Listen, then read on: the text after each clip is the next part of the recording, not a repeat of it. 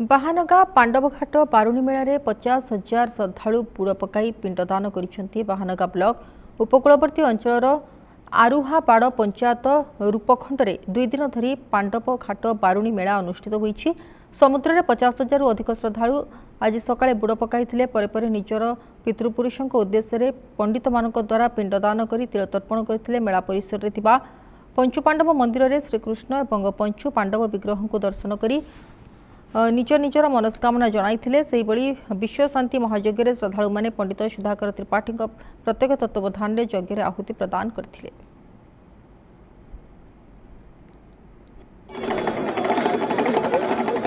आज्ञा मो ना अनिरुद्ध दास घर पाइकेस्ता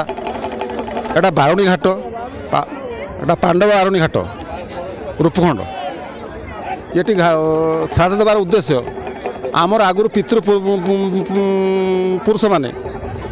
यही घाटे श्राद्ध देने से आत्मा शांति पाए बोली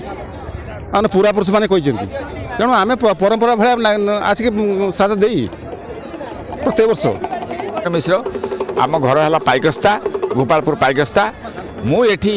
प्रत्येक वर्ष मो बापा एटा रूपखंड पांडव घाटी मेला ये आम बाप को सब आम बापा सागर सब आसचु एवं ये तीर्थ सब देखीचु एवं तांको पाखर आम शिक्षा आम करूँ से शिक्षा मत पर आम ये जाचु जो मैंने सब घर कौन सी सुविधा असुविधा श्राद्ध गुड़ा सब